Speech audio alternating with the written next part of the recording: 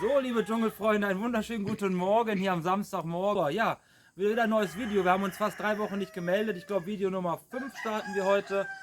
Ja, und wir haben einen neuen Mitbewohner. Wir kommen gerade von der Kirche. Wir haben heute Nacht, also jeder erste Freitag im Monat gibt es eine Prozession. Wir sind ja alle sehr in den Berggemeinden, so die älteren Generationen gehen ja noch viel in die Kirche. Und ja, jeden ersten Freitag im Monat ist Prozession. Also da wird nachts um 3:30 mit Kerzen und Fackeln und die Maria ist aufgebahrt. Ich habe das in den Shorts, oder stelle ich noch in die Shorts rein. Wir haben einige Shorts davon heute Nacht gemacht und waren dann halt in der Kirche bis gerade. Also, Highlight des Tages, wir haben einen neuen Doggy, unsere Daria. Ja, habe ich auch in den Shorts ein Video drin. Wir haben dann heute Morgen da Kaffee getrunken und ja, die Kirche hat halt auch Hunde und eine hatte Junge gekriegt. Wir haben uns sofort verliebt hier in diesen kleinen Moppel. Ich wollte ihn erst Moppelchen nennen, aber ist ein Weibchen. Genau. Und jetzt haben wir die Daria genannt. Daria deswegen, weil meine Lieblingsblumen sind Dahlien und mit meinem Opa habe ich immer eine ganz enge Verbindung gehabt. Der hat auch Dahlien gezüchtet. Und es gab eine Dahlie, die hieß Daria und ja, die hat mich immer irgendwie verfolgt und erinnert mich an meinen Opa. Und wenn ich mal ein Baby kriege, jetzt ist es erstmal ein Hund, neben unserem Butterfly, dann nennen wir das Daria, wenn es ein Mädchen wird. Und ja, Lynn hatte ja gestern Geburtstag. Wir feiern aber das ganze Wochenende den Geburtstag für Lynn. Wir fahren heute noch zum Strand, werden noch grillen am Strand, wir machen Barbecue, gehen ein bisschen auf den Markt. Also wir werden euch noch an einiges teilhaben lassen. Und genau, morgen gibt es Litchon Belly, also morgen wird Schwein gegrillt, auch draußen im Garten, wird auch interessant. Also wir werden alles dann so ein bisschen für euch filmen auch. Und Highlight ist wie gesagt heute unsere neue Daria. Also wir werden die jetzt erstmal mit dem Butterfly ein bisschen bekannt machen und ja, wir nehmen euch einfach mit. Genau. Ich meine, den Weg kennt ihr ja schon hier nach uns. Abenteuer pur. Der Henning, der war ja hier, von Raus von zu Haus. Also kann ich nur empfehlen, guckt mal rein bei YouTube, Raus von zu Haus. Da sind von uns jetzt schon 4 Videos drin. Er hat uns ja fast 2 Wochen lang hier begleitet. Unseren Alltag, wir waren am Wasserfall, wir haben jede Menge Früchte geerntet, wir haben auf der Farm gearbeitet, wir haben Kokosnüsse geerntet. Da gibt es einige Videos, super spannend. Einfach mal reingucken bei Raus von zu Haus. Und genau, wir gehen jetzt weiter. Da bin ich mal gespannt. Wie der Butterfly reagiert auf unsere Daria. Das wird ja jetzt spannend. Ob die eifersüchtig ist oder ob die sich direkt auf Anhieb verstehen. Wir müssen den Kleinen jetzt natürlich auch erstmal ein paar Tage oder ein paar Wochen an uns binden und immer schön mit uns nehmen. Der wird auch mit zum Strand kommen heute. Genau. War übrigens dann heute mein Geburtstagsgeschenk nachträglich noch für Lynn. Sie hat gestern ein paar Schuhe von mir bekommen. Show your shoes. Schweizer Schuhe. Guck mal, da ist schon ein Butterfly. Guck mal, wer ist denn das? Das ist die Daria. Leichtes Beschnuppern. Ja, hä? I think he like it. Könnt ihr später Babys Butterfly. machen. Könnt ihr Babys machen, ne? Genau. Werden wir mal gucken hier gleich. Heute wieder traumhaftes Wetter. Wir haben jetzt schon über 20 Grad. Alles wächst und gedeiht. Wir brauchen unbedingt Regen, weil, Lynn, zeig mal eben hier, die ganzen Felder, die wachsen sowas von voll jetzt mit unserem ganzen Okra und Süßkartoffeln und Mais und wir haben noch Salate gepflanzt, aber wir brauchen dringend Regen. Also die Früchte, die Blüten, ganze Gemüse kommt nicht richtig raus, weil einfach kein Wasser da ist. Ne? Also wir brauchen dringend Wasser. So, da ist Nimm. Nimm ist ja schon vor mir hier gewesen, das ist ja der Hund gewesen von der Familie. Butterfly war übrigens genauso klein, den habe ich damals am Strand gefunden, nach einer Woche, wo ich hier in Aargau angekommen bin. Da habe ich ja noch in Aargau geschlafen, die ersten 2-3 Wochen. Habe Butterfly genauso klein gefunden, keine Mutter, kein Vater, der rannte da total verirrt rum. Und habe ich dann einfach in eine Tasche gepackt und dann mit der Flasche großgezogen. Und jetzt, der ist ja schon ein paar Wochen älter. Braucht keine Flasche mehr und keine Milch. Genau, hier wird wieder Holz gehackt. Die ganzen Hühner sind wieder hier. Butterfly. Jetzt wollen wir mal gucken, wie er sich so macht. Ne? Traumhaftes Wetter heute wieder. Genau. Hier die ganzen, auch wieder schön interessant mal eben zu zeigen, unsere Drachenfrüchte. Also der Baum, der trägt jetzt innerhalb von 2 Monaten bestimmt 60 bis 80 Drachenfrüchte. Hier heute Nacht wieder die Blüte. Wir hatten ja auch schon einige Shorts gemacht von den Blüten. Hier, guck mal, Lynn. Die ist gerade zugegangen und da kommt direkt die nächste Drachenfrucht raus. Also super lecker. Da machen wir Eis von. Zeigen wir euch nächste Woche selbstgemachtes Drachenfruchteis. Genau, also wir werden jetzt frühstücken. Wir haben Schweinehunger, 3 Uhr aufgestanden. Mal gucken, wie die Hunde sich hier verstehen. Und dann melden wir uns nach dem Frühstück oder spätestens auf dem Weg nach Aargau wieder. Bis später. Ciao, ciao. So, ihr Lieben, nochmal ein kleines Update aus dem Dschungelgarten. Die Mädels sind gerade Essen am Vorbereiten, wenn es gleich zum Strand geht für unser Barbecue. Hier ist schon wieder eine brüllende Hitze, also Wahnsinn. Hier der Planet brennt, ganze Mais, er braucht dringend Wasser. Ich wollte euch noch mal ganz kurz eben mitnehmen in meinen Garten hier, mal eben kurz Feedback. Habe ja jetzt erst letzte Mal vor 2 Wochen euch alles gezeigt und war ja auch nicht die ganze Zeit hier und der Henning war ja auch dann hier und immer Action. Mein Okra, könnt ihr euch erinnern, wie klein der noch gewesen ist vor 2, 3 Wochen, waren höchstens 10 cm. Der hat richtig Gas gegeben. Kalabasa, Kürbis ist jetzt abgeerntet, waren ungefähr, ich glaube 45 Kilo. 50 Peso pro Kilo, also umgerechnet 75 Cent pro Kilo war ganz gut, genau. Hier haben wir jetzt schon Chili-Pflanzen gesetzt. Da sind sie, genau. Aber brauchen auch dringend Wasser. Also hier ist alles am Vertrocknen schon wieder. Wir rennen hier mit der Gießkanne morgens bis abends. Haben jetzt 2 Tage wieder kein Wasser gehabt. Also dann muss man sowieso wieder einen Tag warten. Das ist eine Herausforderung. Wir haben Gott sei Dank, hat der Henning, als er hier war, noch eine zweite Regentonne gekauft. So eine, wie viel ist da drin? 100, 200 Liter. Da haben wir jetzt 2 Stück von. Dann können wir zumindest, wenn Wasser da ist, eben alles auffüllen und dann mit der Gießkanne immer wieder losziehen. Hier meine Frühlingszwiebeln. Die habe ich gestern aber noch schon gegossen. Genau, Kalabasa, die ganzen Kürbisblätter müssen alle heute oder morgen hier rausgerissen werden, damit der Garten frei wird, weil wir haben hier so viele kleine Jungpflanzen schon wieder. Wollte ich euch mal eben zeigen noch hier, genau. Die müssen noch dringend ausgepflanzt werden, weil wenn die jetzt zu lange, hier haben wir gestern den Picchai geerntet. Seht ihr, die Fläche ist jetzt frei. 40 Kilo Picchai-Salat zum Markt gebracht und 10 Kilo Spinat, da wächst er da vorne. Spinat wird ja einfach nur abgeschnitten, oben die Triebe werden zum Markt gebracht und die Blätter und dann wächst er immer wieder nach. Also ein sehr lukratives Geschäft. Genau, boah, eine Hitze hier heute, Wahnsinn. Genau, hier haben wir jetzt unsere Auberginen, Eggplant auf Englisch. Die brauchen dringend Wasser, die müssen aber auch dringend ausgepflanzt werden. Ihr seht ja, die werden immer größer und die wuchern dann alle irgendwie so zusammen und dann gibt das überhaupt keinen Ertrag, weil die brauchen ja auch Platz, um ihre Blätter zu entfalten. Und wenn wir da jetzt nicht langsam Gas geben. Ja, ich hing auch ein bisschen hinterher, muss ich sagen. War natürlich keine Zeit, sich um den Garten so wirklich zu kümmern. Und dann waren wir noch in Cebu gewesen, ein paar Tage. Ja, und das merkt man dann schon, wenn man hier so 10 Tage nichts gemacht hat. Dann sieht man schon, wie die Pflanzen um Hilfe schreien. Genau, also kleines Feedback hier aus dem Garten.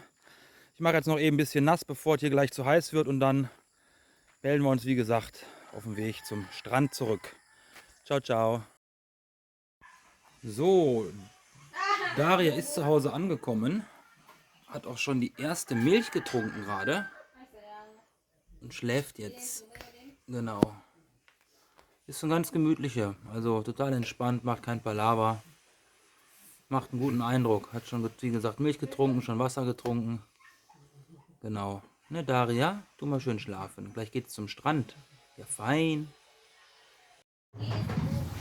So, die ganze Family hat sich schon versammelt. Sind alle wieder da. Maria hat Frühstück gekocht. Onkel ist auch wieder da. Onkel sitzt da draußen. Der lebt in seinem Bambushaus. Genau. Herrlich. Da ist Jay. Unsere Lynn. Ja, Maria hat Kürbis-Ragout gemacht. Frischen Kürbis aus dem Garten mit so einem Hackfleisch dabei und Salat, also wie so ein Ragout für Spaghetti, nur aus Kürbisse gemacht, sind auch Nudeln mit drin. Gibt frische Äpfel zum Nachtisch, bisschen Reis und meine ersten Gurken hier haben wir geerntet, schon angefuttert hier. Genau, lecker Gurke dazu und genau. Ach, die Hand da wieder zwischen, Mann. So, rausschneiden, nee, ich lasse das einfach so, also es ist alles hier live und echt und wenn da Fehler passieren, dann ist das so. Genau, ja, ich wollte mich nochmal eben, achso, ja, ohne T-Shirt. Ich hoffe, das ist jetzt nicht irgendwie anstößig, aber es ist einfach so heiß heute. Wir haben draußen, ja, wie gesagt, bestimmt 35, 36 Grad. Das ist unerträglich. Und ich bin die ganze Zeit hier am Rumwirbeln. Morgen schon die Butze hier am Putzen und dann in den Garten gehen. Und heute ist ja Gott sei Dank kein Barbecue, aber man ist ja immer in Action irgendwie. Und jetzt gerade das ganze Essen hier vorbereitet. Wir haben leckere Barbecue-Spieße für später, die wir auch bei uns immer im Restaurant anbieten. Ich habe einen schönen Salat gemacht mit Tomaten aus dem Garten und mit Gurken. Herrlich. Naja, kann man ja mal zeigen hier. Schön gemischten Salat mit einer Essigvinaigrette, ein bisschen Senf dran, Salz, Pfeffer und ein Ei mit reingeschlagen, kann ich immer empfehlen. Bei der Senfvinaigrette ein Ei mit reinschlagen. Gleich gehen wir noch frischen Fisch kaufen am Markt. Bangus. Bangus, ne? How much? 100 Peso one. Also ein so ein Fisch. Weiß ich nicht. 25 cm, 20. 1,50 Euro. Also total günstig. Super Preis. Und wir haben so Grillstellen ja, am Strand. So kleine Grillhütten. Und da gehen wir dann gleich schön grillen. Ich weiß nicht, ob wir den Hund mitnehmen sollen, aber alleine lassen ist jetzt auch doof, weil der ist ja jetzt gerade neu hier. Haben da ja Gott sei Dank viel Schatten. Lynn hat gerade schon Milch gegeben. Ich habe aus Versehen rohes Fleisch gegeben vom Barbecue, weil ich gebe dem Butterfly auch immer rohes Fleisch und ist noch nie was passiert. Also nur 2 so Stückchen gerade, aber ich habe gerade nachgelesen, rohes Fleisch niemals für den Hund. Er kann irgend so ein Virus auslösen oder so. Also, Lynn hat dann gerade frische Milch aufgekocht, abkühlen lassen und dann der hat sofort fast so ein Glas Milch getrunken. Also der wurde ja auch noch geseucht da in der Kirche. Aber der Pfarrer sagte zu mir, der frisst auch schon Reis und Fleisch, also beides irgendwie. Der ist auch total fett, also ich denke mal, dass der viel Essen braucht und wir gehen gleich ins Hundegeschäft. Wir haben 2 Hundegeschäfte mit Essen oder mit Futter in Aargau und da kauft man dann richtiges Hundefutter für Babys, weil ist mir dann doch zu unsicher, so die ersten Monate oder die ersten Wochen, wenn der da nachher Palaver hat im Magen oder so, dann ist ja die ganze Nacht Palaver. Genau, ja. Ich esse übrigens immer Knoblauch dabei. Frischen Knoblauch, mindestens pro Mahlzeit 1 bis 2 Zehen. Ich habe ein bisschen Bluthochdruck. Und ja, ist auch so. Knoblauch ist da wirklich eine reine Wunderwaffe, super gesund. Haben wir auch im Garten übrigens. Ist aber auch sehr günstig. So eine Knolle kostet hier 5 Cent. Also mega günstig. Genau. Ja, und sonst, genau, habe mich lange nicht gemeldet. Jetzt, wie gesagt, kann ich nur noch mal wiederholen oder mich irgendwie entschuldigen. Ich weiß nicht, so YouTuber ist das üblich jeden Tag oder hatten wir ja drüber gesprochen oder jedes Wochenende oder immer nur sonntags. Jetzt war ich ja fast mit meinem letzten langen Video, Shorts waren ja einige drin, aber so mit einem langen Video mal wieder so aus unserem Alltagsleben fast 2 Wochen nicht präsent. Wie gesagt, der Henning war hier raus von zu Hause, guckt da rein, der hat alle Videos da jetzt fast reingestellt, eine ganze Staffel oder ein paar Folgen hintereinander. Da ist also alles drin, was hier abgegangen ist und ich hatte jetzt auch keinen Bock und keine Zeit, wenn ich hier einen YouTuber habe. Ebenfalls, also ich weiß, manche filmen dann auch alles mit und so, aber ich habe hier Essen vorbereitet, ich habe ihm alles gezeigt, wir waren unterwegs. Ich habe da jetzt auch keinen Nerv für gehabt, irgendwie da jetzt auch noch mit zu filmen. Wir können die Videos zwar nicht jetzt ebenfalls auf meinen Kanal hochladen, aber wie gesagt, ich kann da einen Link reinmachen. Dann könnt ihr alle bei Raus von zu Hause beim Henning unsere ganzen Videos der letzten 2 Wochen sehen. Genau. Wir fangen jetzt wieder ganz normal an. Die Woche war Barbecue, habe ja gestern schon einen Short reingestellt. Ja, und sonst lassen wir mal den Tag auf uns zukommen. Lynn hatte gestern Geburtstag, ist 20 geworden. Wie gesagt, wir feiern so ein bisschen das ganze Wochenende. Heute wird ein bisschen Fisch gegrillt am Strand und Barbecue gemacht. Morgen gibt es einen ganzen Schweinerücken über dem Feuer. Wird auch spannend, werde ich auch mit reinnehmen auf jeden Fall. Also dreht sich viel ums Kulinarische jetzt auch wieder. Garten gedeiht jetzt so vor sich hin. Ich habe alles im Griff wieder, alles ist gewässert und muss noch ein bisschen Unkraut zupfen. Aber ja, gestern Okra hier, jede Menge Okra auch hier gestern geerntet.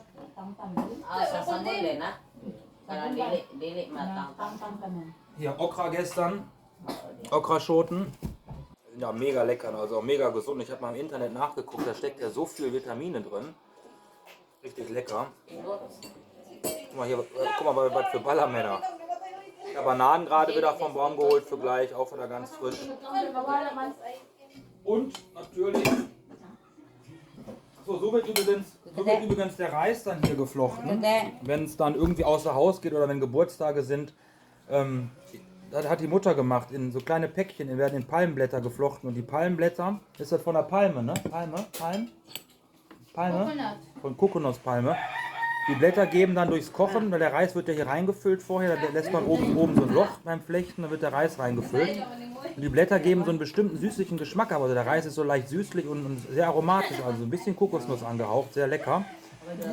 Genau, und ist halt gut zu transportieren gleich, ne? Wenn wir dann essen, jeder kriegt so ein Säckchen, super lecker. Und hier unseren Kürbis, super geil. Ne? Wir haben also wie gesagt über 40 Kilo geerntet, haben einige noch behalten, Top-Qualität, also gesünder geht's eigentlich nicht. Super lecker. Genau, ja und sonst, wie gesagt, alles andere wächst und gedeiht noch vor sich hin. Ich habe mich vorgestellt im ersten Video. Einige haben noch gefragt wegen unserer Liebesgeschichte, da werden wir uns noch mal extra Zeit für nehmen, euch so ein bisschen zu erzählen, wie wir uns kennengelernt haben, jetzt so in dem hektischen Hin und Her und so 1000 Themen auf einmal finde ich ein bisschen doof. Oder was meint ihr? Keine Ahnung. Wollt ihr jetzt relativ zügig von uns noch ein bisschen was hören, wie wir uns kennengelernt haben, ist eigentlich keine so aufregende Geschichte, aber kann man auch nochmal ein extra Video ein bisschen von machen. Soll ja auch spannend bleiben. Genau, und ja, ansonsten. What happened? Blatt. Ja. Toothbrush. Haben wir Toothbrush. Die haben ja alle hier so Zahnprobleme. Also ich bin ja immer für mindestens 2 bis 3 Mal am Tag Zähne putzen. Genau, aber die Filipinos sind irgendwie so, wenn überhaupt nur morgens. Ne? Und dann, wenn man abends so ins Bett geht, so gerade nach so einem ganzen Tag Essen, finde ich das schon ein bisschen unhygienisch so. Aber Lynn habe ich soweit schon, also ich erinnere sie immer dran, abends auf jeden Fall, bevor sie einschläft. Ohne Zähne putzen gehst du mir nicht ins Bett. Das ist ja alles sehr teuer hier, ne? Zahnärzte und die meisten haben ja, oder die haben ja alle keine Krankenversicherung, die Filipinos. Und ja, wenn man dann hier nicht so wirklich im Reichtum schwimmt, dann ist so ein Arztbesuch schon teuer.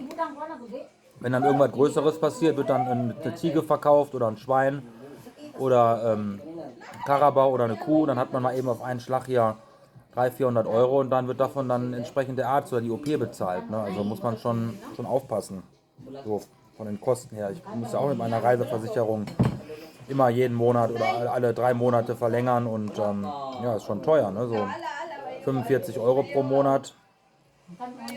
Ja, da kommt schon was zusammen. Also bis jetzt, toi toi toi, klopfen wir auf den Teller, ist noch nichts passiert. Ich bin einmal hier den Abhang runter gesegelt, die haben wir hier am Haus, geht es direkt 5 Meter runter zur Highschool, da unten zu dem Schulplatz und da am Anfang habe ich da mal ja, draußen irgendwie gefegt am Rand und da ist so ein ganzer Felsen abgesplittert und dann bin ich mal eben 5 Meter runter gesegelt und Gott sei Dank in einen Bananenbaum reingefallen. Links und rechts waren überall Drähte und Steine, also richtig Glück gehabt. Nicht viel passiert, ein paar Schürfwunden. Ja, sonst gibt es nicht viel zu erzählen. Wir essen jetzt lecker Frühstück, wie gesagt. Kürbisragout und dann gleich vom Roller aus ein bisschen Richtung Aargau Video und dann am Strand unsere Grillparty. Genau, so geht es dann weiter. Bis gleich, ciao, ciao. So, liebe Freunde des philippinischen Dschungels, geht los Richtung Strand. Hier haben wir noch mal ganz kurz unsere Daria, die ist jetzt eingewickelt. Guck mal hier, wie süß. Oh, die geht heute mit zum Strand. Ich hoffe, das ist in Ordnung. Die war ja die ganze Zeit Ding-Dong. Ich war ja die ganze Zeit in der Kirche, eigentlich so auf festem Boden hier im Dschungel und jetzt geht es mit dem Roller 12 Kilometer runter zum Strand. Ja, nice. Aber ist gut verpackt und hat jetzt gerade geschlafen, macht kein Palaver, hat gegessen, also macht einen sehr stabilen Eindruck. So, wir nehmen jetzt die Mama mit, dann sind wir zu dritt auf dem Roller und dann hoffen wir mal, dass wir sicher Richtung Aargau kommen, ne, Lynn? Ja, hatte ich ja schon erwähnt, Aargau ist 12 Kilometer entfernt. Wir liegen hier 700 Meter über Meeresspiegel oben in den Bergen und ja, fahren also jetzt, weiß ich nicht, 2-3 Mal die Woche runter zum Strand. Nicht so oft, heute ist ja wegen Lynns Geburtstag ein besonderer Anlass. Ganze Familie kommt jetzt mit, wir sind mit 3 Rollern. Der Bruder wohnt unten am Strand, der ist Fischer, der hat da ein Häuschen. Ja, und da können wir dann auch entsprechend gleich uns alles alles ablagern und uns ein bisschen breit machen und dann von da aus zum Wasser laufen. Genau, 12 Kilometer Aargau, die nächstgrößere Stadt. Bis Cebu, bis zur Hauptstadt sind es ungefähr mit dem Bus, wenn es schnell geht, 2 Stunden, 2,5 Stunden. Habe ja mein Visum wieder vorgestern verlängert. War ich auch wieder den ganzen Tag unterwegs. Und ja, so sieht es hier von der Infrastruktur aus. Wir kennen da ja schon unsere Einfahrt, die auch direkt zur Highschool geht. Ja, ist Wahnsinn, wenn man überlegt, hier nur dieser schmale Zugang. Das ganze Haus wurde da gebaut mit allen Elektrogeräten, Kühlschränken, Betten. Die haben alles irgendwie hier durch den Dschungel getragen.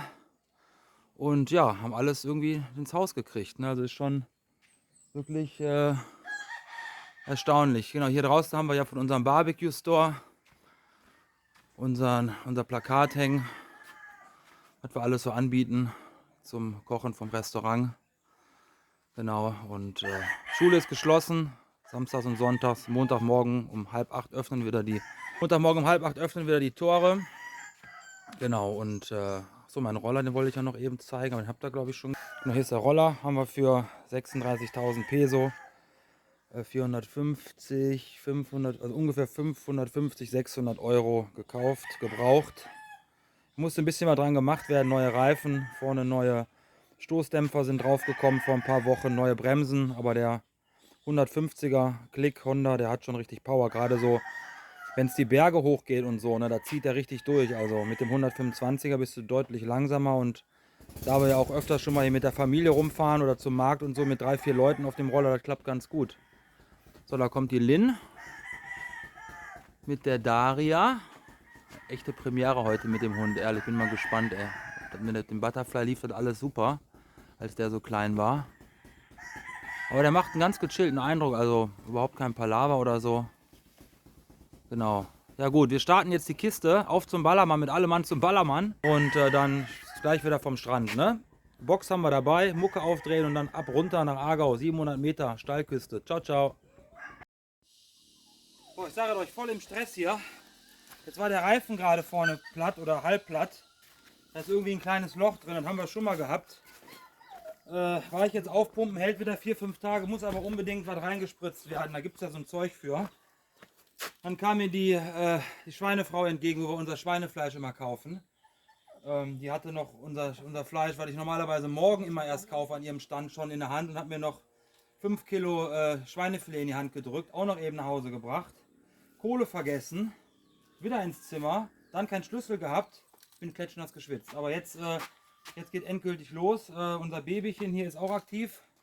Nein. Ja, der ist auf jeden Fall richtig gut drauf. Ja, komm hier. Komm. So. War die richtige Entscheidung.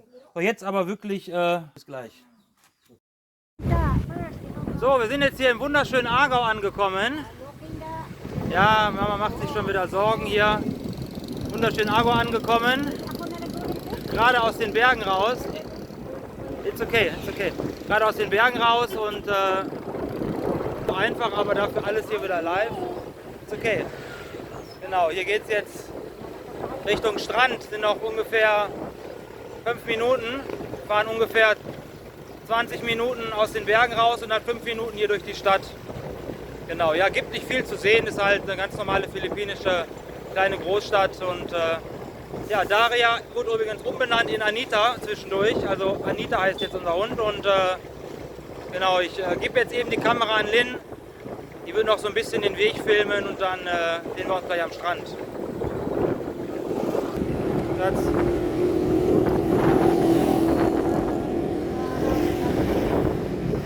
Schau bitte.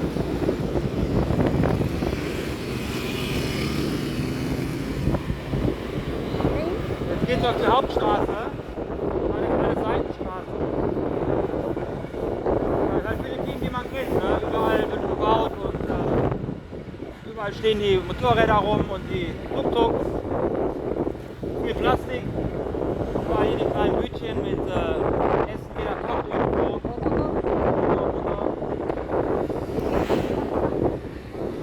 Wir fahren jetzt.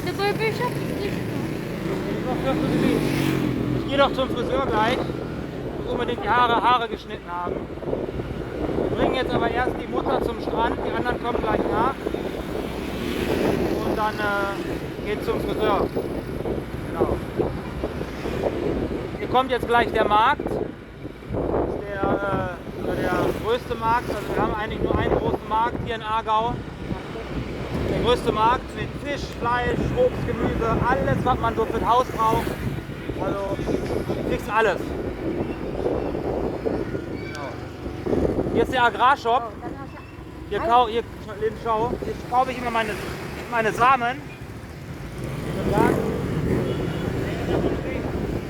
Ja, der Verkehr regelt sich ja immer von alleine hier, das ist ja Wahnsinn. Also jeder fährt ja irgendwie hier kreuz und quer, aber funktioniert. Lokenya Motor. Genau, Lokenya Motor. So. Der Motor. Hier ist jetzt der Markt. Lokenya Motor. Hier kommt der Markt.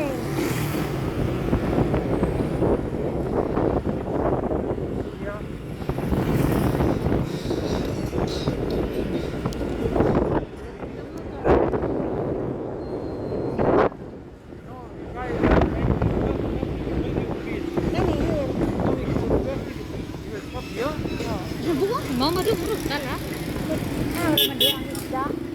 Unya nó gani trong này quá. Dann wir sind beide direkt gekriegt. Nu sắp rồi. Wie du chạy rí ê. Echt, ja? Ja, mình bị cắt cắt.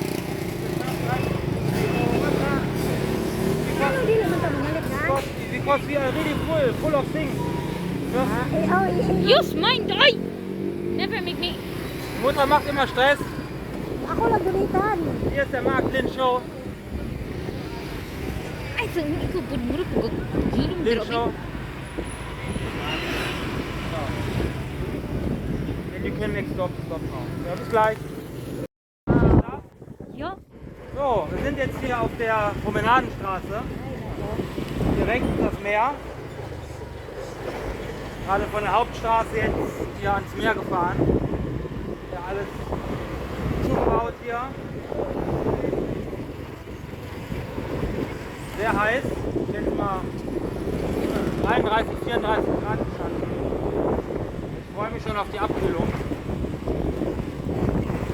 Keine Ahnung, ob wir den Hund auch mal eine Runde schwimmen lassen, weil Schatz, the dog, we give in the water now, ne?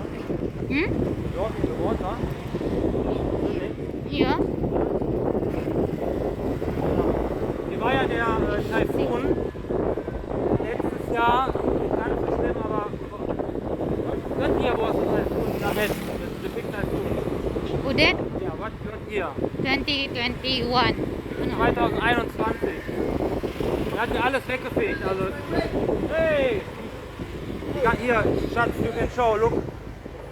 Hier waren überall Apartments, Pensionen. Hey! Hey! Aber ist alles kaputt noch. Ist alles so zur Hälfte wieder aufgebaut worden. Hier sind die Grillhütten.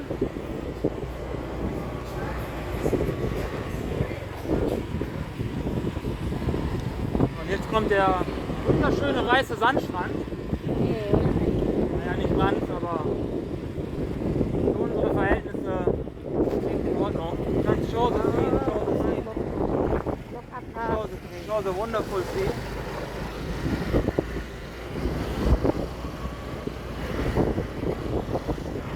Hier auch wieder Schatzshow, auch noch kaputt vom Taifun. Dia ada tu. Oh, diri ka din stop na. Hier ist ein Vorschlag. Hier. In der Shadow. Happy. Wow. Oh, dinis na. Film ist okay. Kapot body. Hä? So, genau, das ist hier so eigentlich so das Mittelstück von der Strandpromenade, was echt noch einigermaßen erhalten geblieben ist. Hier haben wir auch die Hütten hier. Morning, good morning, kamusta ka? Okay, da, what you drinking? Wieder Bier, ja, immer Bierchen hier, die Filipinos, Wahnsinn. Genau, und hier ist eigentlich ganz cool. Sind überall so Hütten, so aus Bambus und so Bütchen. Wird ein bisschen Musik gespielt. Und hier wohnen auch jetzt kommen gleich die Wohnhäuser, die ganzen Filipinos. Auch der Bruder von Lin wohnt hier, der Alfie. Da gehen wir jetzt gerade hin.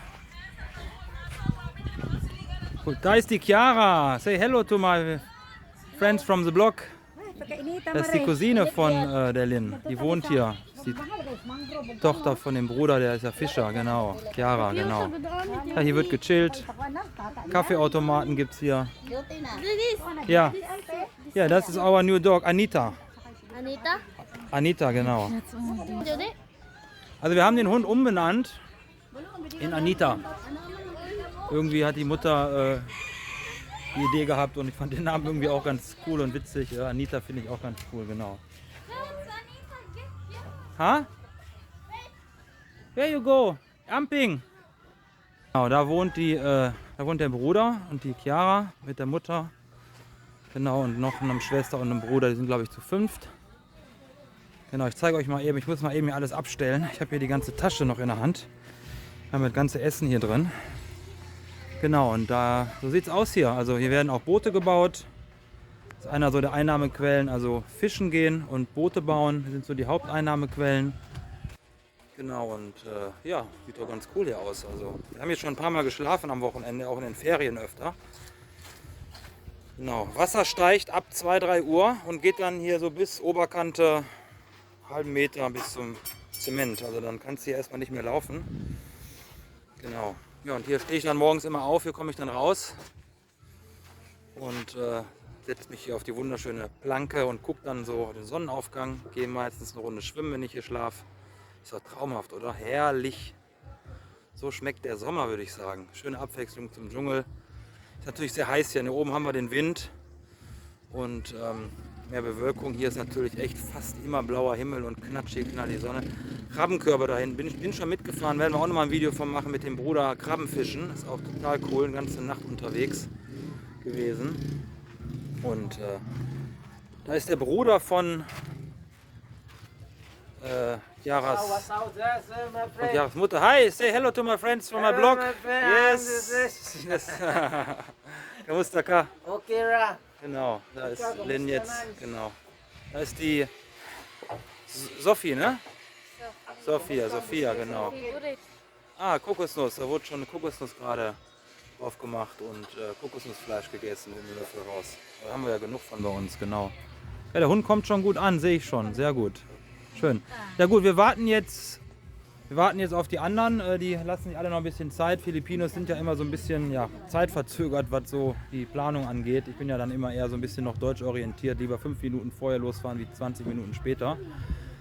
Wir fahren jetzt zum Friseur. Gleich noch eben ein kurzes Video dazu und dann geht es später ins Wasser und wird gegrillt. Und genau, wir müssen erstmal ankommen. Ich sag mal, bis gleich. Ciao, ciao. So, wir sind jetzt hier auf dem Markt, gerade angekommen. Brennende Hitze. Und Lin hat mir gerade gesagt, der Friseur ist ihr Cousin. Gehen wir da mal hin. Ja, voll Party hier. Alles, hier ist der Cousin von Lin. Hey!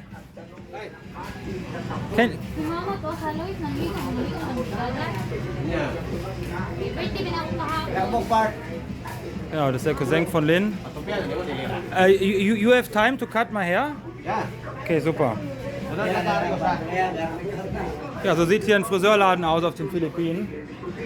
Ein Spiegel, ein Stuhl, ja, und dann, wenn du Pech hast, kannst du 3 Stunden warten, aber sieht gut aus. Ich denke mal 10 Minuten, Viertelstunde bin ich dran. 80 Peso, also 1,30 € ungefähr pro Haarschnitt. Genau. Working. So, Haare sind geschnitten. Was meint ihr? Gut oder nicht gut? Ich glaube, es ist ganz gut geworden. Seit 30 Jahren ist er hier einer der ersten Friseure hier auf dem Markt. Also unheimliches Talent. What's your name? It's my blog. What's your name? Larry. That's Larry. When you come here to the market in Agao, ask for Larry. That's the best cutter here in Agao. They promote for you. This cut in Argao. Ja. So, genau. Hut habe ich trotzdem wieder aufgesetzt, weil ja einfach wegen der Hitze, ne? Und das ist auch irgendwie so mein Markenzeichen jetzt hier geworden. Hi. Now we make hallo, really nice every day. Here we have learned to make hallo. She have that's my blog. She make hallo schon since How many years you make here your store? Seit 2002, genau. Und die ist wirklich ein Unikat in Hallo Hallo. Und ja, da ist die Lynn in die Schule gegangen, hat ein paar Mal zugeguckt und einiges gelernt. Und die hat uns quasi das Hallo Hallo machen beigebracht, genau. Da sind ja alle super freundlich hier und irgendwie jeder kennt jeden. Und Gott sei Dank, die Lynn, die ging ja hier auch zur Schule viele Jahre und die kennt unheimlich viele Leute. Also super Connections hier, also richtig cool für mich auch, ne, dass man hier relativ schnell mit den Leuten, aber man kommt ja auch so schnell in Kontakt, aber jetzt geht es halt noch ein bisschen schneller. Oh, nice bag, Lynn, look. Nice bag. Ja, wir suchen noch nach einem Rucksack, weil unserer, der ist so ein bisschen jetzt in die Jahre gekommen. Habe ich damals in Belgien gekauft, 2020, glaube ich. So, wir kommen jetzt auf den Fisch- und auf den Fleischmarkt. Also ich halte mir ja eigentlich immer die Nase zu, also ihr seid ja jetzt alle auf der anderen Seite, von daher kriegt ihr das gar nicht so mit. Aber wir haben unsere Fischhändlerin, wo wir immer hingehen. Ich drehe mal eben die Kamera und dann könnt ihr ein bisschen gucken. Genau, Fisch- und Fleischmarkt hier in Aargau. Wahnsinn. Hey, nice to meet you. Oktopus.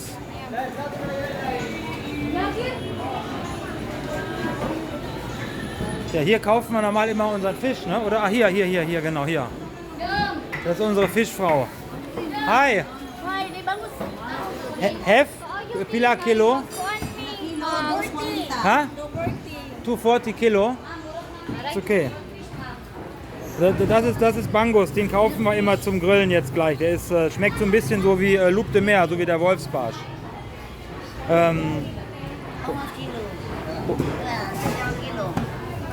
I need 2 fish, maybe give me 2 small. 2 small.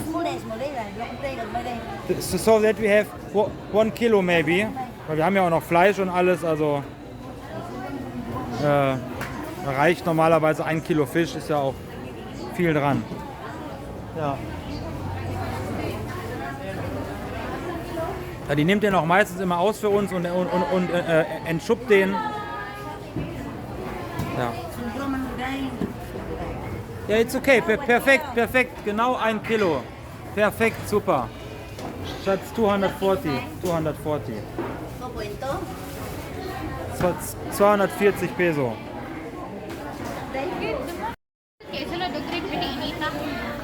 So, Fisch wurde gerade ausgenommen. 240 Peso für 1 Kilo. Das sind umgerechnet 1,50 und 40. 3,40 Euro für 1 Kilo Fisch. Super Qualität, wirklich, also ganz frisch. Ist heute Morgen gefangen worden. Why you touch the ice from the fish? It's so stinky. Salamat, see you, bye bye. So, hier vorne kommt Fleisch. Hier hängen die ganzen. Ja, da bin ich wieder in so eine. Ich muss echt auf den Boden gucken, weil hier ist überall Wasser und ja, alles läuft hier in Gully rein. Wahnsinn. Hier hängt das ganze Fleisch. Wahnsinn. Alles ohne Kühlung hier. Alles ohne Kühlung. Guckt es euch an. Hi. Alles ohne Kühlung. Den ganzen Tag. Wahnsinn. Ja, Gemüseberge ohne Ende. Also das ist ein Träumchen. Hier wirklich mal durchzuschlendern. Und das geht ja hier wirklich hunderte Meter noch weit. Hier durchzuschlendern und ja, für wenig. Hier sind die Zwiebeln, die ich immer kaufe und dann einpflanze. Und die treiben ja immer wieder aus. Also 2-3 Mal habe ich da schon von geerntet. Von der gleichen Wurzel. Also Wahnsinn. Ja, und hier ist jetzt auch eine riesen Fülle an Gemüse. Das ist unglaublich. Kommt alles aus den Bergen, also wird dann morgens, fahren dann zig Trucks durch die Ortschaften und laden das Gemüse auf. Auberginen, Gurken, Bohnen, Tomaten, Salate, Süßkartoffelblätter, Spinat, Bananen, Mais, Paprika, Kartoffeln. So sehen die Kartoffeln hier aus. Pila Kilo Potato, 140, also auch wieder 1,50 und 40 für 1,90 Euro. 1,90 Euro 1 Kilo Kartoffeln. Ich weiß gar nicht, was die in Deutschland kosten. Hier, guck mal, Jackfruit. Ein riesen Ballermann. Da hinten geht es auch noch weiter. Auch noch alles. Schatz, we must go to the other side, ne? Wir sind falsch. Ja, ich filme hier die ganze Zeit und wir laufen in die falsche Richtung. Ja, egal, dann gehen wir hier auch noch mal eben durch. Weiß gar nicht. Schatz, what is that? What is the name? Lanzoni. Lanzoni, we can buy later when Michelle give the money. Lanzoni, keine Ahnung. Hier, Mandarinen. Ist natürlich auch einiges an Exportware dabei. Äpfel, Zitronen, Mandarinen, Eier. 59, also 10 Peso. Eis. 15 Cent pro Ei. 8 Cent, 10 Cent, gibt verschiedene Preise, verschiedene Größen. Ja, ist wie gesagt Wahnsinn. Hier kannst du Porzellan kaufen. Secondhand. Alles Secondhand, sagt die Lynn gerade. Das Sari Sari für 20 Peso kriegst du dann, kaufen wir auch sehr oft so einen gemischten Sack, ich weiß gar nicht, 200 Gramm. Für 20 Peso, also ein Fünftel von 1,50 da für 30 Cent oder was. Fried Chicken machen wir ja auch bei uns immer. Fried Chicken, 25 Peso. Also das nehmen wir ja auch bei uns oben in der Schule. Ja. Hey! Das ist unser Freund. Ja, wie gesagt, viele Bekannte hier, herrlich. Macht immer Spaß. Hier ist wieder, guck mal hier, da wird das ganze Schwein wird hier gerade zerlegt. Ganze Schwein. That was a whole pig, ne? Yes. Aber hier kostet Kilo Schweinefleisch 330 Peso. Und bei uns 260. Also 70 Peso gespart pro Kilo. Und wenn ich dann so pro Woche 5, 6, 7 Kilo kaufe, rechnet sich natürlich dann schon, ne, auf einen ganzen Monat oder aufs Jahr gesehen. Genau, wir werden jetzt wieder den Markt verlassen. Haben jetzt, wie gesagt, Fisch gekauft. Und hä? Eis? Eis oder was? No, it's okay. Wir fahren jetzt noch eben zur Grand Mall Chisano, die größte Grand Mall hier, aber ist nicht so spektakulär. Und die scheiß Mopeds immer so laut hier, ey, Wahnsinn. Die machen ja extra Löcher in die Auspuffe rein, damit das richtig laut ist. Und kaufen eben Milch für den Hund. Da gibt es auch so eine Hundeabteilung, da wollte ich was? Der Wahnsinn. Ja, all 20 Peso only? No, only in the middle. Hier, Klamotten, alles 20 Peso. Das ist wie gesagt ein Fünftel von 1,50. 30 Cent oder was, ne? Wahnsinn. Yeah, we can come later again here. Waiting for Michelle. Die tragen ja unheimlich gerne hier Pyjamas, die Filipinos. Also meine Freundin, die rennt eigentlich nur im Pyjama rum. Heute hat sie mal eine vernünftige Hose an. Und ja, wie gesagt, Chisano Grand Mall. Wir gehen jetzt Hundemilch holen. Vielleicht hole ich noch ein Hundekörbchen oder sowas in der Art. Und dann gleich dann Highlight Strand und Fischbarbecue und Fleischbarbecue. Und gucken, was unsere Anita macht, die sich soweit eingefunden hat. Haare sind geschnitten. Und ja, dann bis gleich, ne? Ciao, ciao. So, back to the beach. Mit Fisch im Gepäck. Ich habe gerade schon die Roller gesehen von Toto, zumindest von dem Bruder. Also, du siehst, Barbecue ist sogar schon am Glühen. Ist ja Wahnsinn. Hey, Barbecue läuft schon. Alle sind schon da, da ist Ding Dong. Ja, super. Bangus, who make the fish? Hä? Ja? Hier ist unser Grill. Ja, super. Ist der Nassuling? Ja? Gut.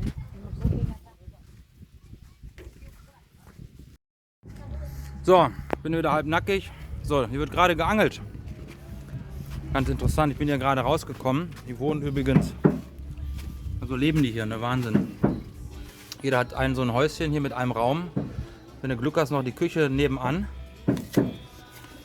Und hier kommt das Wasser jetzt, wie gesagt. Also der Meeresspiegel steigt gerade an. Bin schon hier, weiß ich nicht, 2 Meter ins Landesinnere gekommen, geht aber noch weiter. Genau, Kochstelle. Genau, hier wohnt halt der Bruder von denen. Genau, da ist die Sophia wieder. Hier wird geduscht. Hier ist die Wasserstelle. Ganz klassisch, habe ich ja schon im Video gezeigt, mit der Kelle über den Kopf. Lynn nimmt gerade die Fische aus. Guck mal. Wow, also wird von oben. But you make outside the stoma and all this? Ja, ne? Ja, wir schneiden den Fisch ja von unten auf, aber die machen das hier von oben. Und hier ist quasi so ein Raum, ne? Also hier wohnen die. Die haben also nur diesen einen Raum und hier wird die Stelle zum Waschen.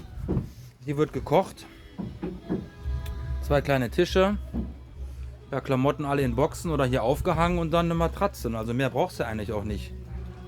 Ventilator. Give me plate, Schatz, bitte. Plate, ja. Und hier sind die Teller alle. Ja. Ja, Schatz. Kamera, Apfel und Fisch in einer Hand hier. Gut. Sieht doch gut aus. Genau, und ja, hier wohnen die halt Reiskocher. Ist natürlich alles ein bisschen anders verstaut wie bei uns. Also können sich jetzt hier nicht so Schränke und so leisten, aber funktioniert halt. Ja, also wir haben uns von dem Vater, der ist ja gelernter Schreiner. Und der hat uns einen Schrank gebaut und auch offen ohne Türen. Also die Klamotten hängen da alle drin, weil wenn die Klamotten zu lange in verschlossenen Kisten und so sind, dann müffeln die. Dann ist so ein alter Geruch wie bei alten Leuten. Kennen da das so wie so ein Kellergeruch. Und wir haben halt dann den Schrank offen und dann habe ich auch immer so ein bisschen Fibres und so, was ich reinsprühe. Also was ich eigentlich eins nicht haben kann, dann ist das, wenn die Klamotten nicht gut riechen. Haben wir Gott sei Dank auch Weichspüle, alles hier auf den Philippinen. Waschmaschine habe ich ja eh gekauft. Genau, und Lynn bereitet. Ach, ich wollte den Angler noch eben zeigen. Genau.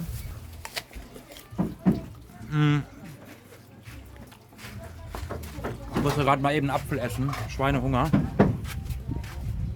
Genau, also hier hat er quasi so Fischreste klein geschnitten. Die kommen am Haken.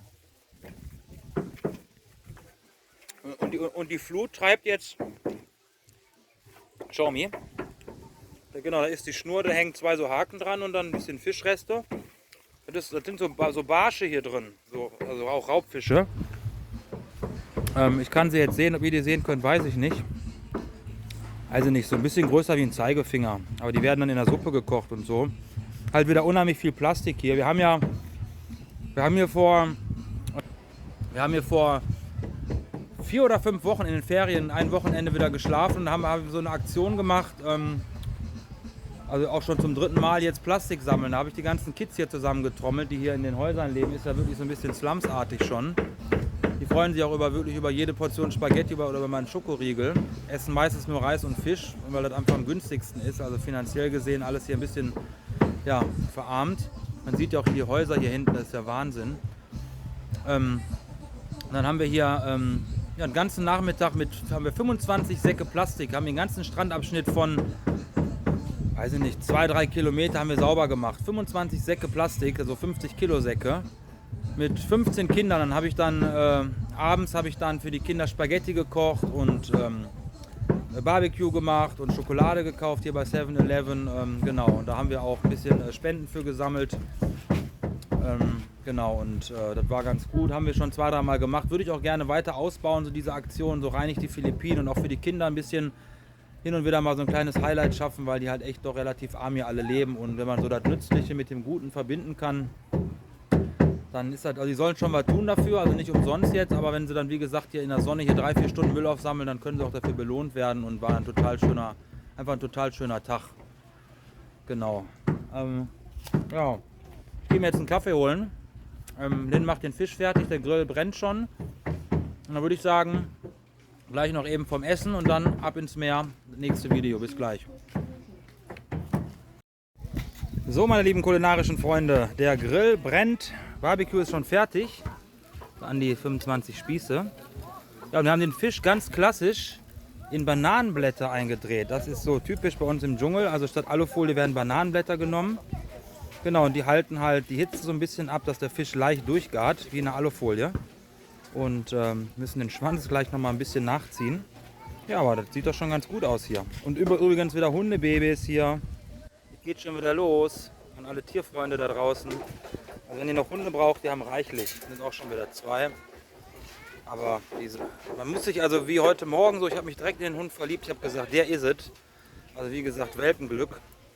Und ja, das war also heute Morgen, hier mit neuer Frisur übrigens, das war heute Morgen der absolute Kick, der Hund. Also der hat mich und Lynn sofort umgehauen. Lynn hat auch gesagt, den müssen wir uns irgendwie ans Herz wachsen lassen und ja, dann haben wir uns, wie gesagt, sehr gesehen. Der schläft jetzt, wir haben gerade Milch gekauft, der hat ordentlich getrunken und schläft jetzt im Schatten drinnen und hat ein Hundekörbchen gekauft, genau. Und ja, Basketball wird hier noch gespielt.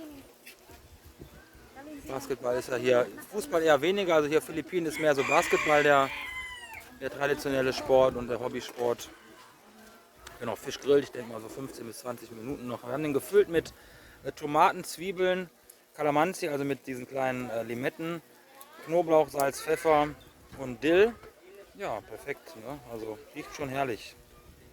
Genau, ansonsten als die Mama, die kümmert sich gerade um den Grill. Wasser kommt gerade. Ja, wir können mal vielleicht eben Richtung Meer gehen. Wir haben so übrigens wieder ein ganz neues Haus gebaut. Also das ist natürlich dann eher hier so Vorzeigebau. Richtig schön, ganz neu. Die Terrasse hier draußen, so ein Raum wieder zum Schlafen, aber man braucht ja eigentlich, die meisten schlafen auch draußen. Da wird dann ein Restaurant mit Tischen, hier kann auch mit einer Küche da hinten, ich denke mal, das wird ein Restaurant.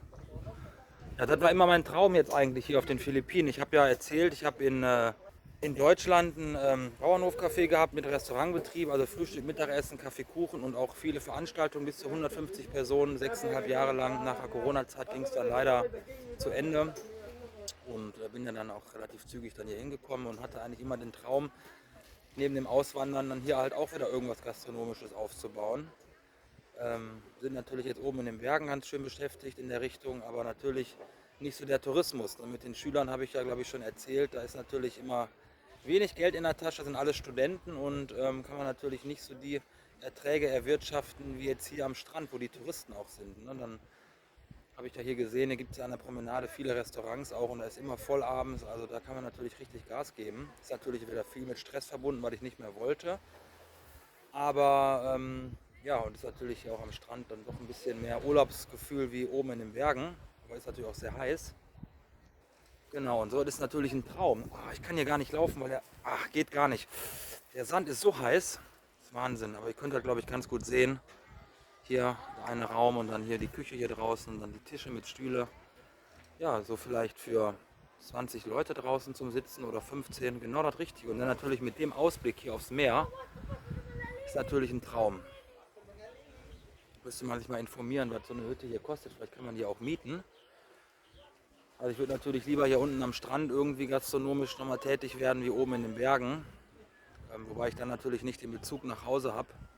So kann ich natürlich immer direkt, auch wenn zwischendurch Pause ist, wir haben ja immer eine Stunde Schulbetrieb, 20 Minuten Pause, wieder eine Stunde Schulbetrieb und das geht ja dann 8 bis 9 Stunden so durch, von morgens 7:30 bis mittags um 4. Kann natürlich dann immer zwischendurch eben aufs Feld hüpfen, kann mich um die Pflanzen kümmern, kann eben ins Haus gehen, da ein bisschen alles in Ordnung machen, kann mich mal eben eine Stunde hinlegen zwischendurch, also das ist natürlich auch ein riesen Vorteil. Hier wäre natürlich dann Vollzeit-Action wieder, ne? Und das ist eigentlich das, was ich nicht mehr wollte. Ich habe in Deutschland 6 Tage Vollzeit gearbeitet, von morgens 6:30 bis abends um 9 plus Büro, also 16, 15 Stunden jeden Tag.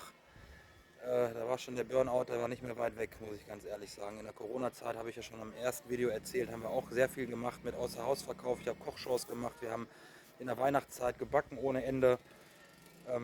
War schon echt Dauerfeuer 6,5 Jahre lang und dann war ich auch echt, als ich zugemacht habe, sowas von ausgebrannt. Ja, da kamen die Philippinen genau richtig mit ihrer geerdeten, ruhigen Atmosphäre. Genau. Ja, dann gleich essen und schwimmen und ich gucke mal wieder nach dem Fisch und sag mal bis gleich. So, Essen ist fertig, Bangos ist gegrillt, von außen ein bisschen dunkel, aber das sind nur die Bananenblätter, die kann man gleich abnehmen. Barbecue ist fertig. Heute Morgen noch eine schöne Sojasauce, die gibt es immer klassisch dazu mit Calamansi und Knoblauch und Zwiebeln drin. Ich esse immer noch gerne Zwiebeln, Knoblauch und Calamansi dazu. Hier habe ich einen schönen Salat noch gemacht. Wird klassisch mit den Fingern gegessen jetzt. Jeder kriegt einen Teller und dann reinhauen. Hier haben wir Reis. Haben wir den Reis hier. It's okay, that's only the leaves from the banana. Wow, guck, yummy.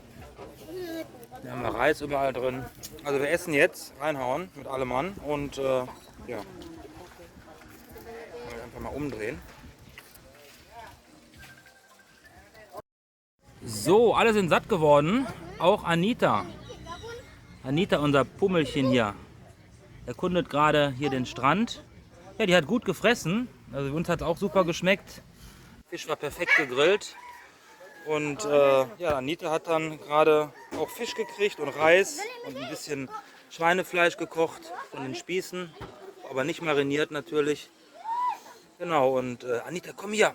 Ach, hier zwischen den ganzen Motorölen und ist ja auch ein richtiges Pummelchen, also viel Fraß. Hat vorhin schon bestimmt 100 Milliliter Milch getrunken, eine halbe Banane gegessen und jetzt auch nochmal voll Fisch und Reis. Also ich merke schon, die geht ins Geld. Das wird ein teurer Hund. Genau, jetzt sind alle satt geworden. Naja, und jetzt wird erstmal geschlafen. Da liegt sie, die Anita. Guck mal. Jetzt ist sie müde und jetzt wird erstmal geschlafen. Der total entspannter Hund, also ich bin begeistert. Macht kein Palaver, frisst. Alles gut. So, da ist unsere Lin wieder. Ja, yummy, lecker gegessen. Lecker gegessen. Zweiter Geburtstag heute. Erst Chicken gestern und heute gab es Fisch und morgen gibt es dann einen großen Schweinebauch von 5 Kilo über dem Feuer gegart. Danke für alle. Support me and give me some gift. Some Gift, ja, herrlich. Genau. I only one thing that I have a good health. I wish I have a good health always. And Dennis, especially my family, meine Familia. And best luck. Ja, und Deutsch sprechen kann sie auch schon gut, ne? German? You can... Ja, ich bin lernen Deutsch, aber step by step. Ja, genau, Step by Step. Klappt schon ganz gut. So, ich denke mal, Anita macht jetzt Mittagsschläfchen. Und wir werden uns auch jetzt mal eben kurz ein bisschen hinlegen. Ah, ist richtig heiß, jetzt Bauch ist voll. Mal eben Mittagsschläfchen machen und dann gehen wir dann gleich schön schwimmen. Ne? Geht's gleich ins Meer in ein Stündchen. Also bis gleich. So ihr Lieben, mit Schlafen war nicht viel. Die ganze Familie ist gerade noch, der Rest ist gerade noch eingestürmt hier bei uns in den kleinen Bunker. Lin ist so irgendwie noch im Halbschlaf, aber ich bin jetzt hier gerade wieder nach 10 Minuten geweckt worden. Bullfighting, ganz klassisch. What's the name? Bullfighting? Genau, also auf einem Bananenblatt wird das ganze Essen verteilt, Fisch, die Barbecue-Spieße, Salat und Reis. Ja, und jeder, der haut jetzt hier rein. Jeder versucht jetzt hier zu ergattern, was noch zu ergattern ist. Klassisches Bullfighting. No, no, no, no, no, not outside. He run away, no, no. Then give the dog to me.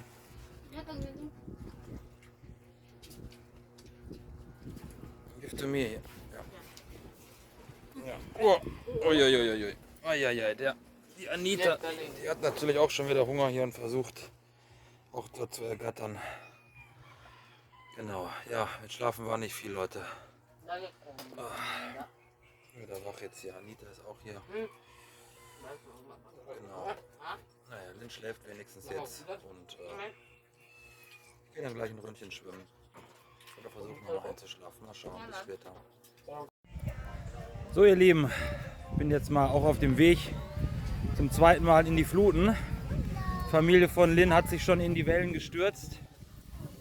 Ich renne jetzt schon zum zweiten Mal durch den heißen Sand, weil ich wieder den Anfängerfehler gemacht habe und hochkant gerade das erste Video gemacht habe auf dem Weg zum Meer und habe mir sowas von die Flossen verbrannt. Also ihr könnt euch gar nicht vorstellen, ich renne jetzt zum zweiten Mal hier durch den Sand, wie heiß so ein Sand werden kann. Genau, hier sehen wir noch mal ganz klasse. Kann man auch mieten, wie gesagt. Da sind auch Hängematten drin, also für 2 Euro die Nacht. Ich war ja schon öfter in der Abenddämmerung hier. Liegen dann hier die ein oder anderen Touristen drin und weiß ich nicht, ob die ausnüchtern oder einfach nur hier so zum Schlafen kommen. Ist natürlich mega schön. Abends hast du hier einen schönen Wind in der Hängematte, ein bisschen Grillen dabei. Hier sind die Fischernetze. Ja, wie gesagt, ich renne jetzt zum zweiten Mal hier zum Strand, weil ich gerade falsch gefilmt habe. Und der Sand ist so... Mayon Happen! Klassisches Kiosk hier wieder. Ja, ne, Philippinen. Viel Junkfood, viel Süßigkeiten, viel Alkohol. Genau, ja, ernährungstechnisch nicht gerade auf dem Vormarsch. So, jetzt kommt hier die ganz gefährliche Stelle. Hier ist nämlich sauheiß. Ich muss mal ein bisschen rennen. Das wackelt vielleicht jetzt ein bisschen.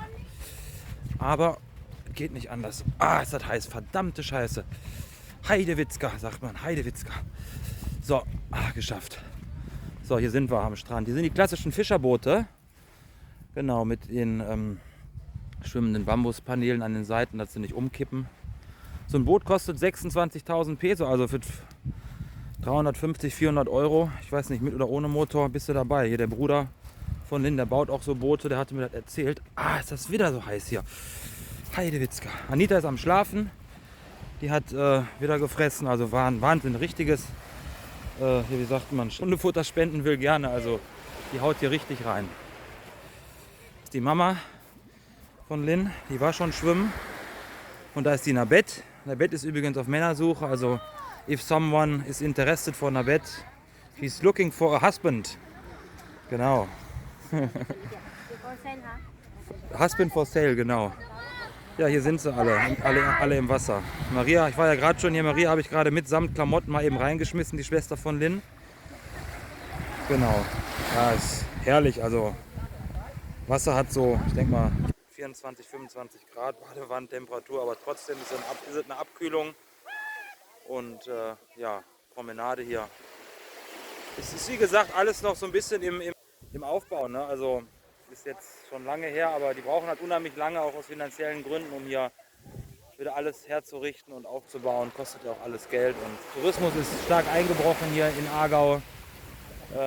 Ja, es gibt ja andere Inseln mit schneeweißen Stränden, da wird natürlich eher dann die Richtung gesucht. Aber ist schön hier, also wie gesagt, also man hat hier das Weite und ich war ja auch, wie gesagt, oft am Wochenende hier. Ich bin jeden Morgen eine Stunde schwimmen gewesen, also ist ein Träumchen. Also ich stürze mich mal wieder in die Fluten. Vielleicht gleich noch ein, zwei Videos und dann sind wir durch für heute. Also, bis später. So, hier ein Klassiker am Strand. What is the name of this? What is the name? Surfing? Beach Surfing? Also selbstgebaute Holzbretter. You may, komm, show the people. Kasala. Das ist ein Profi hier. Show the people outside. Sind zwar keine Wellen, aber irgendwie klappt es trotzdem. Und Kasala. Ui, ja. Das war ja wohl ein Schuss in die Buchse. Ja, normalerweise klappt's. Yara, you are Profi. Do you need waves for that or not? Waves? Ja, aber nein. You need no waves, ja. Surfen ohne Wellen, Wahnsinn. Hier ist was los. Ich bin gerade mal eben ein bisschen rausgeschwommen. Herrlich. Herrlich.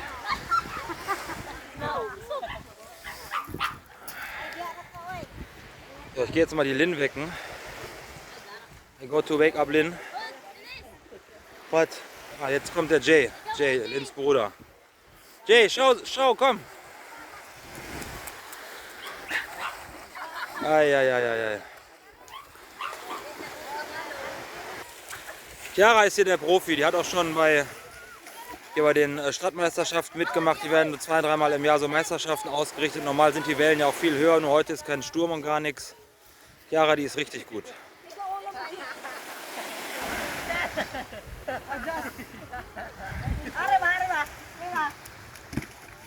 Jawohl, immerhin ein paar Meter. So ungefähr sieht es dann aus, genau. So, Chiara nochmal.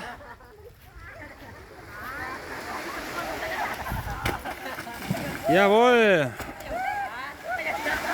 Ja, und dann machen die halt so, keine Ahnung, so Flipflops und ja, wie mit dem Skateboard halt so verschiedene Tricks auf dem Wasser. Ich meine, da braucht man ja wirklich nur ein paar Meter für zu gleiten, um dann da irgendwie einen Sprung zu machen oder ja, das Brett zu drehen. Ja, Hauptsache, sie haben Spaß an dem, was zu machen, ne? Genau. Hier wird gerade wieder am Boot weitergebaut. Ah, da ist Anita. Look, Anita. Hey, Anita. Kamusta ka? It's okay, the dog? It's okay? Yeah, look that she drink water, ne? It's really hot here.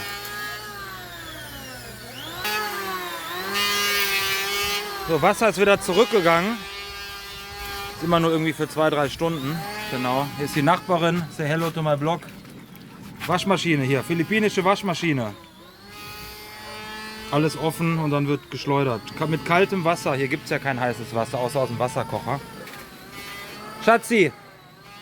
Lynn. Komm, wake up. We went swimming. Schatzi, wake up. Lynn ist so eine kleine Penntüte. Die schläft morgens immer gern lange und Mittagsschläfchen muss auch immer sein. Komm, wake up, Schatzi. So ihr Lieben, Aufbruchsstimmung. So, haben jetzt gerade uns 3 Stunden im Meer ausgetobt und jetzt gerade eben frisch geduscht. Schönen Tag gehabt. Hier haben wir unsere Lady. Anita. Anita, ja. Aber ich weiß nicht, Anita, also ich würde doch lieber sagen Daria. I don't like Anita, I don't know. Daria. Also wir haben hier gerade geduscht, frisch mit Shampoo und mit Conditioner und schön Parfümchen drauf und jetzt ist unsere, also was meint ihr, Daria oder Anita? Also ich bin ja wirklich für Daria, also Anita, weiß ich nicht, hört sich so platt an und so, weiß nicht, das ist irgendwie kein Hundename. Daria finde ich dann doch ein bisschen passender und eleganter und für einen Hund, also vielleicht könnt ihr in die Kommentare was reinschreiben, also ich bin für Daria, ich denke mal wir bleiben jetzt doch bei Daria. Wenn ihr für Anita seid, dann mal gucken, was überwiegt. Ja, wir machen uns jetzt auf den Weg, geht nach Hause. Mit allem Mann hier, alle frisch geduscht und jetzt geht's in die Berge. Schön, dass ihr dabei wart, schön, dass ihr... Wir werden den Tag jetzt entspannt ausklingen lassen und nochmal von uns vielen Dank fürs Zuschauen und nächstes Video kommt dann morgen, weil wir haben heute extrem viel gefilmt, über eine Stunde, da können wir morgen nicht noch dranhängen an das Video, deswegen werden wir morgen ein neues Video machen. Morgen wird ja Litschon-Belly gegrillt, Schweinebauch draußen auf offenem Feuer und kommen viele Freunde und Bekannte, wird bestimmt ganz lustig. Genau, morgen machen wir ein neues Video und heute war dann Welpenglück und Meeresrauschen. Also, bis dahin, schön, dass ihr dabei wart. Ciao, ciao. Ciao, ciao. Tschö, tschö. Say ciao, ciao, Maria. Ciao. Ciao. Ciao, ciao, Ciao, ciao, ciao, ciao. Ciao. So, ihr Lieben, wir melden uns doch nochmal zurück. Wir hatten uns eigentlich schon verabschiedet, aber das muss ich euch nochmal eben zeigen. Die Lynn ist jetzt schon am Vorbereiten für ihren, ja, eigentlich 3. Geburtstag morgen. Wir haben ja heute schon gefeiert mit Strand und alles, was ihr gesehen habt. Und morgen gibt es ja hier die Hausparty mit Freunden, die kommen. Lynn hat Litschenbelly gemacht. Schweinerücken hat sie eingeschnitten. Das sind 5 oder 6 Kilo. Wird jetzt gesalzen, gepfeffert und dann mariniert mit ja, fast allem aus dem Garten hier. Eine Lauchzwiebeln, Kalamansi vom Baum, Knoblauch. Hat Knoblauchöl gemacht, Sojasauce, nochmal frischen Knoblauch. Genau, und ja, dann gibt es morgen Litschenbelly. Kann jetzt 12 bis 16 Stunden dann durchziehen und wird ja dann ganz klassisch überm Feuer gegart. Genau. You will start now to show? Yeah, it's okay. Also wie gesagt, zuerst wird der Schweinerücken, den wir eingeschnitten haben, schön mit Salz mariniert. Kommt alles hier von den Nachbarn. Jedes Haus hat ja hier eigentlich so 2 bis 3 Schweine. Wir haben eine Nachbarin, die hat da so ein ganzes Gatter, 10 bis 12 Schweine immer. Und die schlachtet tatsächlich jede Woche ein Schwein und ja, die versorgt uns immer mit Schweinefleisch. Ist natürlich auf den Philippinen relativ angesagt. Ich habe schon gemerkt, so in Sachen Gicht und so ein bisschen aufpassen. Ich bin ja mehr so vegetarisch eingestellt. Ich habe mir schon wieder für gleich frischen Spinat aus dem Garten geholt. Schön mit Knoblauch und mit Zwiebeln andünsten. Noch bissfest und dann schön mit Reis gleich. Schwester ist gerade gekommen, die hat nochmal Fisch mitgebracht, aber getrockneten Fisch. Ist ja auch hier so ein Klassiker auf den Philippinen. Und genau, dann gibt es morgen halt nochmal eine... Also ich esse eigentlich nur Schwein, wenn irgendwie Geburtstage sind oder irgendwelche Feierlichkeiten. Da wird ja immer so ein Schwein gegrillt oder ein Schweinerücken gemacht.